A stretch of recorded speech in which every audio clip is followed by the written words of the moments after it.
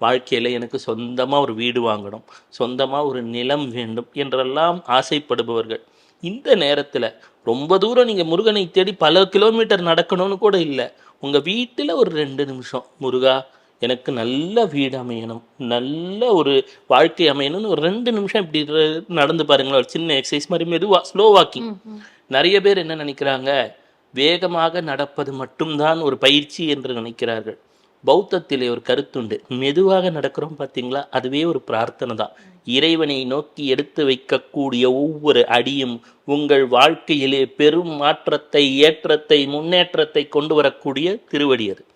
அப்போது பெருவாக நடக்கிறோம். பால் பால் என்று சொன்னால் நம்ம எடுத்த உடனே அன்னையிடம் இருந்து வரக்கூடிய உணவு அது. அதனால தான் 4ஆம் இடம் என்று சொல்லக்கூடிய கடகத்திற்கு அது என்ன சொல்லுவாங்க, மாத்ருகா பாவம் சுகஸ்தானம்னுவான். அதற்கு நாம் பாலையும் ஒரு குறியீடாக சொல்லுவோம்.